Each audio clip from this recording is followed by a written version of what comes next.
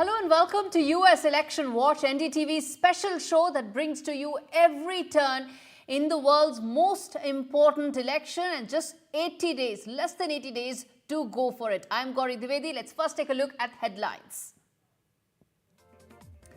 First up, it's an action-packed day one of the Democratic Convention as President Biden says goodbye. Meanwhile, Gaza protests also dominate day one of the convention. An emotional Joe Biden gave his farewell speech at the DNC, where he says that I gave my best to you. Biden received a 4-minute-long ovation. As Joe Biden said, he also conceded that he was too old to stay on as the president.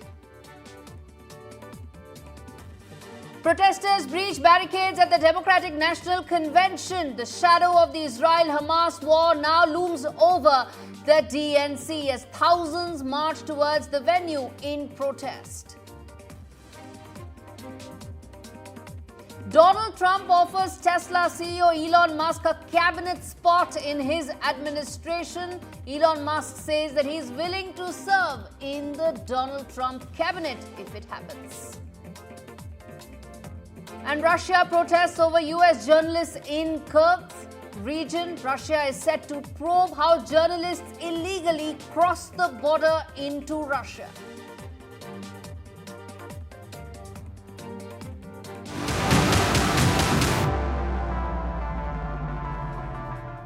Well, day one of the Democratic National Convention went pretty much as per expectations. President Joe Biden, who is the first president since Lyndon Johnson to not seek a re-election, was given a 4-minute-long standing ovation in what was a very tearful goodbye to active politics. Joe Biden has had a 52-year-long record of being in public life, and in a very long, emotional speech, Joe Biden passed the baton to Kamala Harris. Take a look at the highlights of President Biden's speech. Crime will keep coming down when we put a prosecutor in the Oval Office instead of a convicted felon. Name me a country in the world that doesn't think we're the leading nation in the world. Without America, not a joke, think about it. I'm being literal. Who could lead the world other than the United States of America? Well, guess what? America's winning, and the world's better off for it. America's more prosperous, and Americans are safer today than under Donald Trump. Trump continues to lie about crime in America, like everything else. And Donald Trump is going to find out the power of women in 2024. When he talks about America being a failing nation, he says we're losing. He's the loser. He's dead wrong. There's no commander-in-chief should ever bow down to a dictator the way Trump bows down to Putin. I've either been too young to be in the Senate because I wasn't 30 yet, and too old to stay as president. I've got 5 months left in my presidency. I've got a lot to do. I love my country more, and we need to preserve our democracy. In 2024, we need you to vote. We need you to keep the Senate. We need you to win back the House of Representatives. And above all, we need you to beat Donald Trump.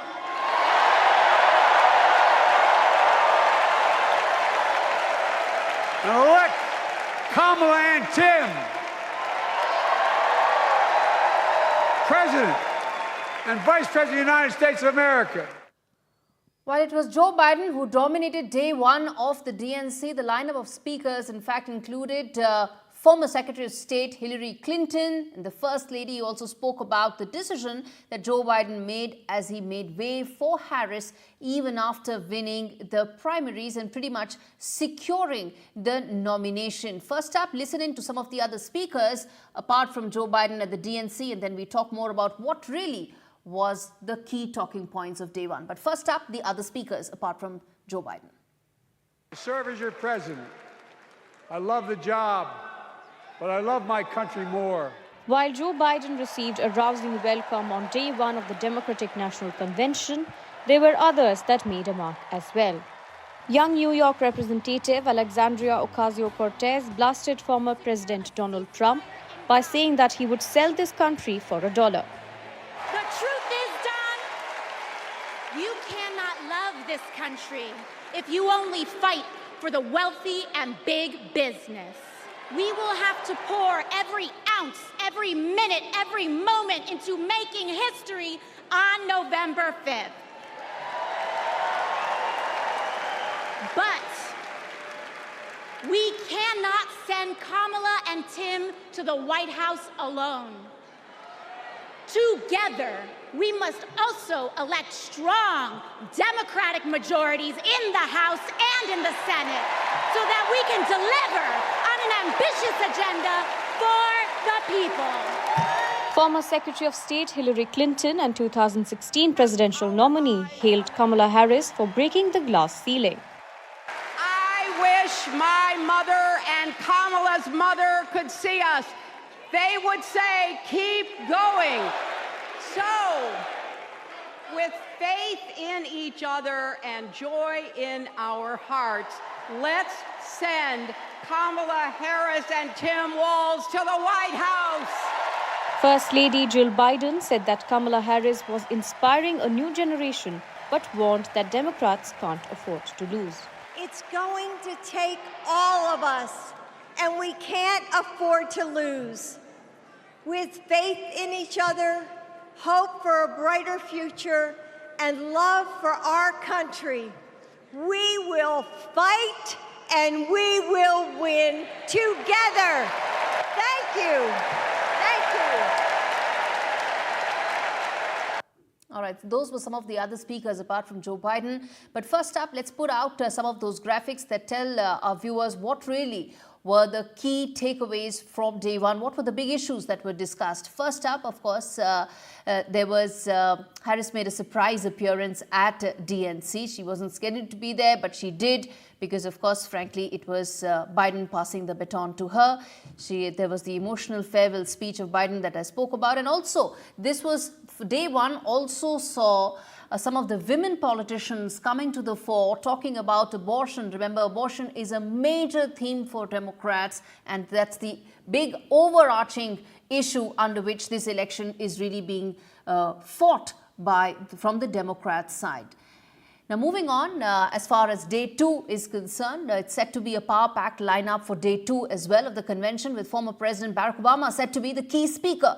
Obama, who demitted the office almost 8 years back, still remains one of the most popular, maybe the most popular figure in the Democrat Party, and is said to have even played a major role in ensuring that Joe Biden bowed out of the presidential race, making way for Kamala Harris. Let's get in Voice of America reporter joining us for more on this to tell us what can we expect on day two of this DNC convention. Kane joins us for more of that. Kane, fill us in. What is day two looking like, as power-packed as day one?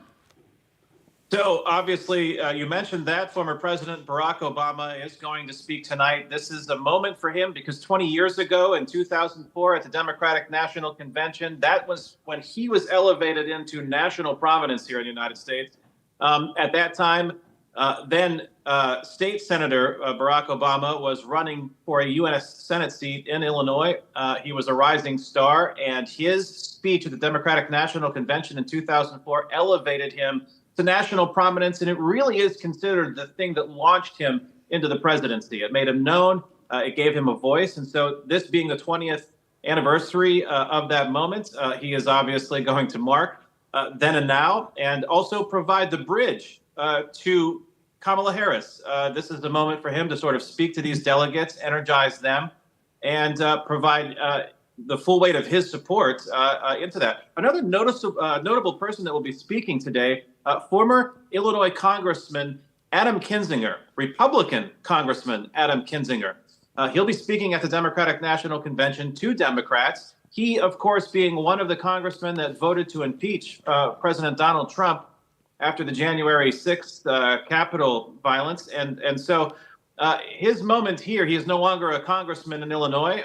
His district was redistricted, and so he did not run for re-election. And so he is now going to speak to the Democrats here as a critic of Donald Trump.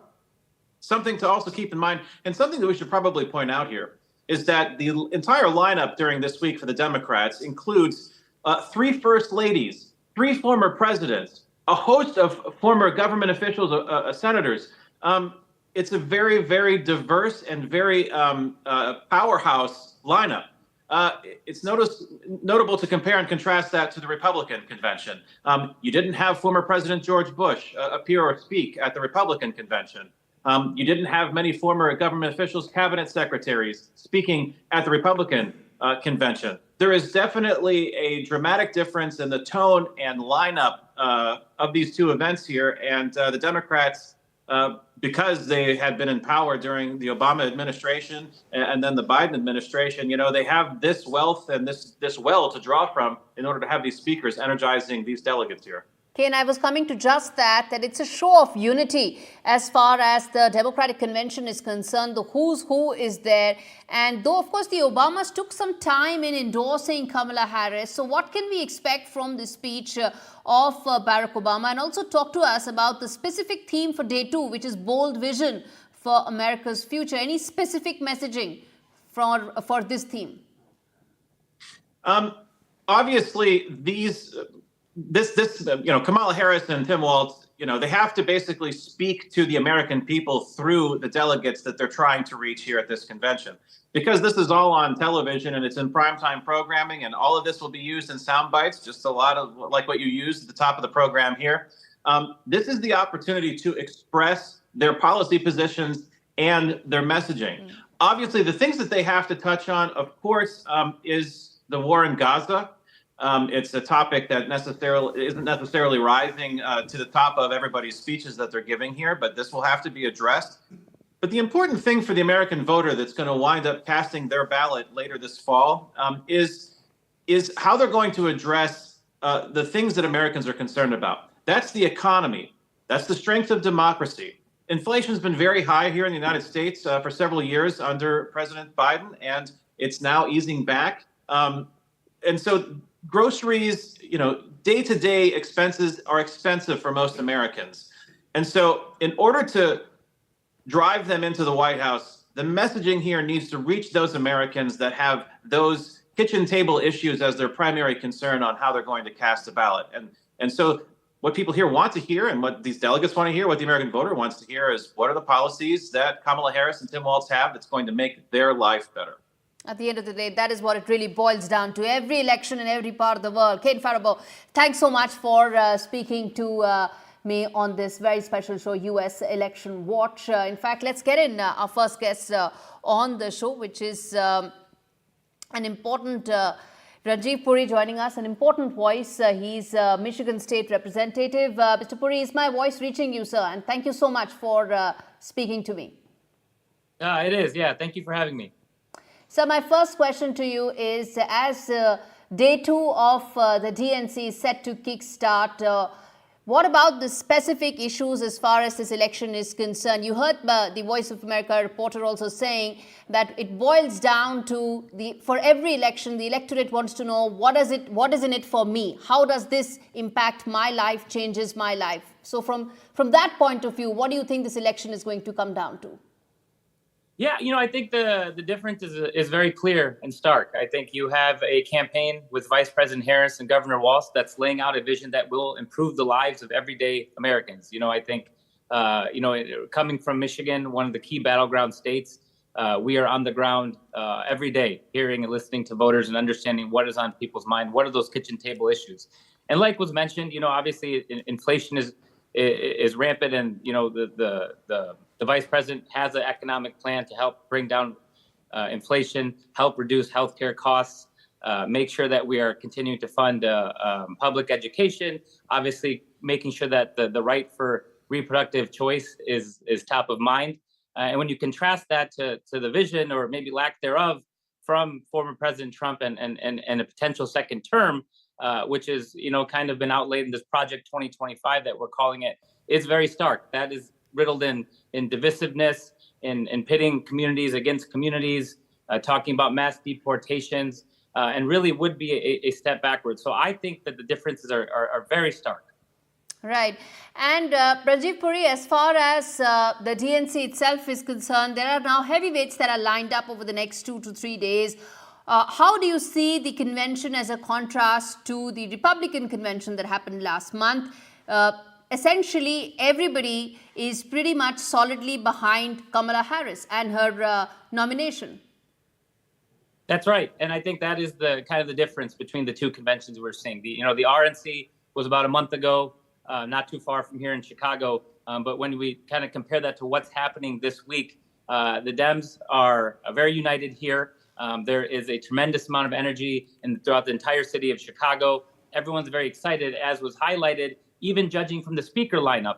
Every single day, from Monday through Thursday, we have key, very, very key ranking members of our party speaking very proudly and enthusiastically to get behind Vice President Harris, to nominate Vice President Harris and Governor Walz to be our candidates on the ballot this November. And when you compare that to the RNC, former presidents, former first ladies, a number of key stakeholders on that side did not show up to the convention, nor did they speak. And so I think, again, the difference is very stark with what's happening at this convention, and as we kind of prepare to get into battleground mode in November. Right. There are two questions I want to ask you. One is about the caucuses, the specific messaging for each of the caucuses. And second, of course, is the state that you're representing, which itself is a swing state. What do you think could work in the Democrats' favor? So Michigan is trending blue. I think there's a lot of excitement with Vice President Harris now being the presumptive nominee to be carrying us forward to November. We are starting to see that coalition from 2008 getting excited again. Volunteers are asking to door knock and make phone calls and talk to their friends.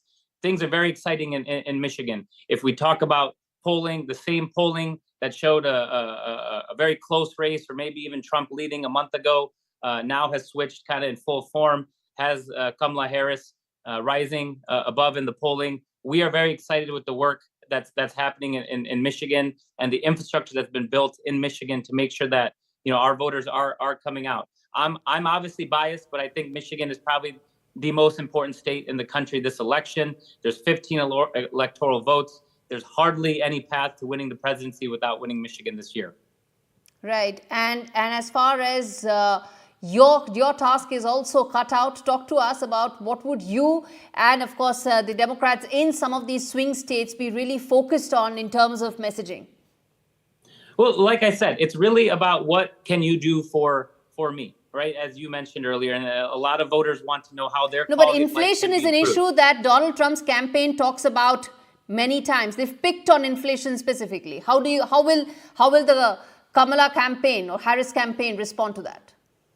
So they just put out the campaign just put out a plan to tackle economic issues. The first is kind of going after artificial price gouging that's happening. We are seeing businesses inflate prices just to increase their profits. Now we have a plan to tackle that very directly. And so the key here is to obviously bring down inflation while continuing to invest in our communities to make sure that everyone here can reach their potential. As was mentioned in President Biden's speech last year, America is the greatest country in the world, and people want to live and move here to work for that American dream, for that social mobility. And so it's restoring the ability for people to reach their potential in this great country.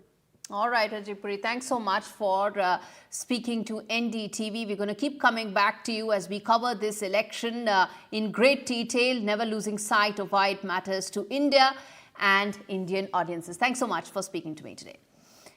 In fact, let's get in another important and a very prominent voice from America, another Indian American voice, Shekar Narasimhan, who's the chairman of AAPI Victory Fund.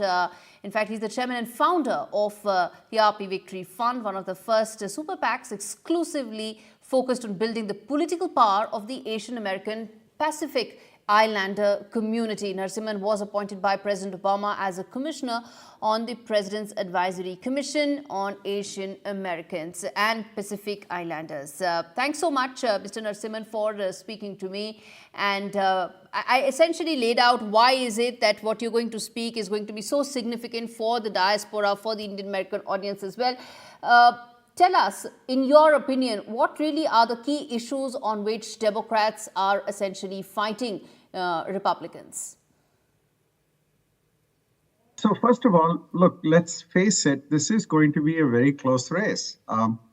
We may ask, why is it going to be a close race? It's because the country and the electorate is very polarized. Literally, a Republican running for president is going to get 45% of the vote, and a Democrat running for president is going to get 45% of the vote. So that means that you are fighting for the voters' margin. You are fighting for the voters who are either less likely to vote, they're called low propensity, they haven't voted in the last election, perhaps in 22, at the midterms, or voters that are brand new. Okay. So yes, there are the fence sitters, and which way the fence sitters go could essentially decide which way the election would go. But tell us, where does the Indian American community stand? It's an important community, has huge contribution to the society in terms of whether it's in education, taxes, income, so on and so forth. Tell us, what is it that the Indian American community thinks about this election? They need to understand the process of voting, registering to vote, and then actually going and casting your ballot, whether it is early or on the day of November 5th. And they need to be persuaded. Why should they vote for Kamala Harris versus Donald Trump? What are the issues? So there's a lot of work to be done yet, is I guess my main point. Nothing is to be taken for granted, and no vote should be ignored. Well, that sounds like every election, doesn't it? That no vote can ever be taken for granted, and you've got to fight for every vote. But talk to us about the vibe at the DNC. Some of the images and videos that are coming in do indicate that there is a sense of euphoria and there's a sense of jubilation in the Democrat Party, which was missing probably till last month.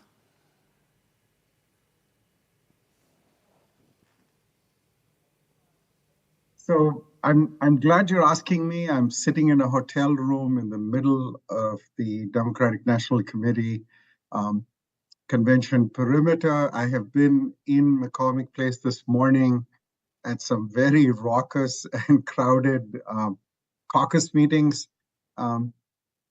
Since 2008, at the convention in Denver that nominated Barack Obama, I haven't seen energy like this, both on the streets, in the buses, in the halls.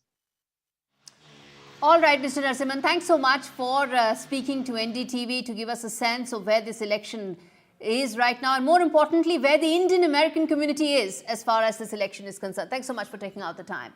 And while we keep a very close watch on what's happening at DNC, let's also give a quick update on Kamala Harris's rival, that is Donald Trump, who's the Republican presidential candidate. He's also in the news.